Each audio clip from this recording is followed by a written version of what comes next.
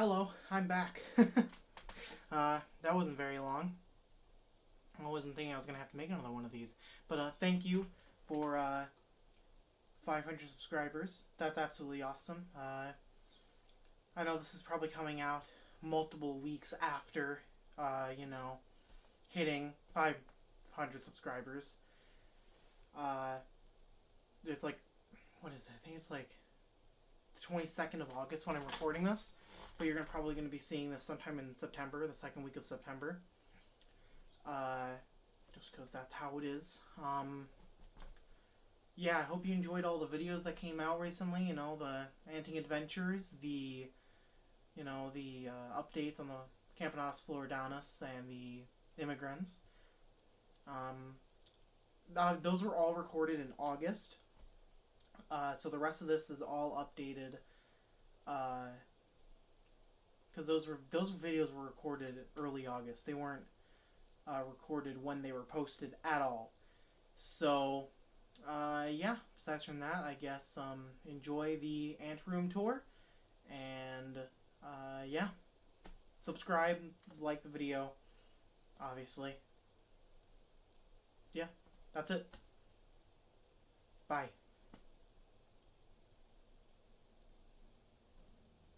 The first ant up is, of course, the fatal Arraya. So many people were asking for updates on them, and finally here it is. This colony has absolutely exploded since the last time that you have seen them.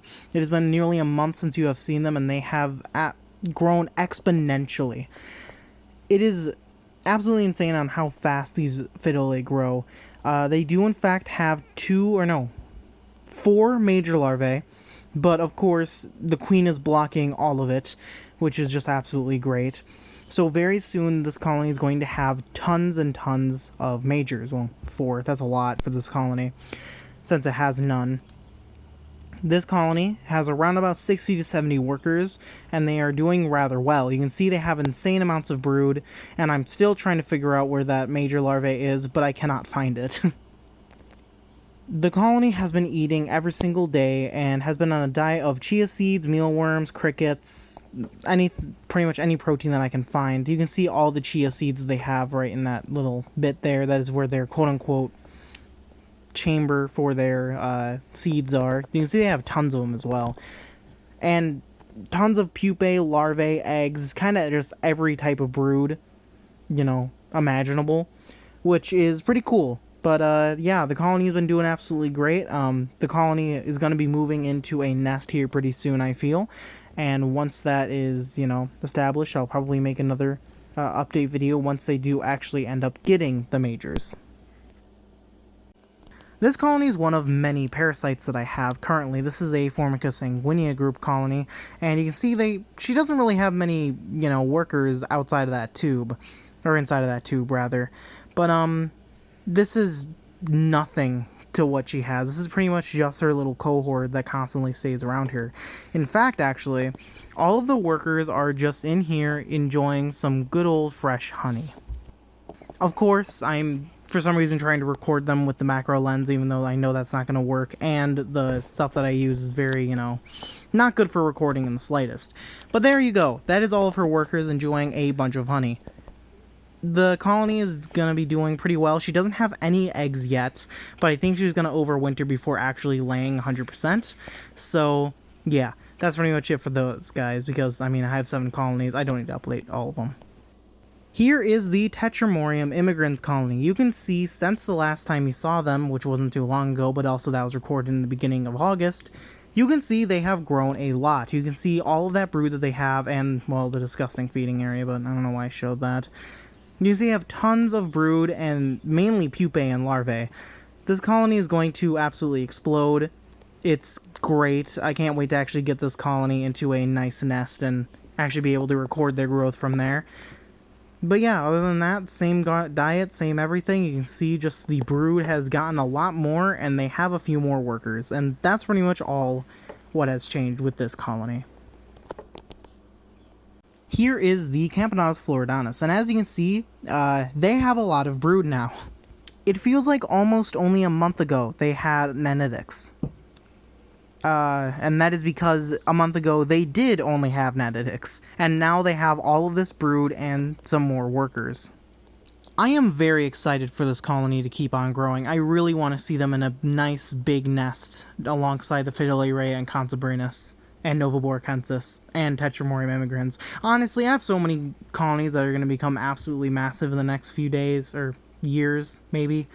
That months even, actually. Sorry, I keep on changing it. That, it's just insane seeing, it's going to be insane seeing all these guys grow together and see who's going to be leading in the growth aspect of their colony. That made any sense? Anyways, I'm just going to go on to the next colony. The next colony we have is one that you guys have not seen yet, and that is my new Phaedoli bicarinata colony. They just acquired this colony not too long ago, about a week ago, and you can see that they have some Netedics and more brood. This species is so tiny compared to Phaedoli Arraya, it is insane. This queen is the size of a Arraya worker. Just to put that, in perspective, this is like your average Phaedoli species, this of the US pretty much. Not very large, honestly, kind of like Phaedoli pallidula in Europe, if you guys are from Europe. They grow very fast, they are very tiny though. And they have okay majors, not very good, but they work. Colonies get around about, 8,000 to 9,000 workers, so colonies get rather large despite their size, compared to other species like Phaedoli navigans that are just small and oftentimes kill themselves. So, yeah, that's pretty much it with this colony. I just got them in, so there's not much really to talk about. They eat weekly, and they are doing rather well. Also, that worker has a gaster that looks weird. It's not mites, but I just think it's hurt. Anyways, moving on to the next colony. Next colony in line is the Cecily Colony. You can see that they have quite a few workers, but not much brood. This is mainly because they are planning on going into hibernation now. They are preparing for it. For some reason, my Taponoma in my area like to hibernate, but in other areas they do not. They're kind of weird on and off with that, but you can see they're getting prepared.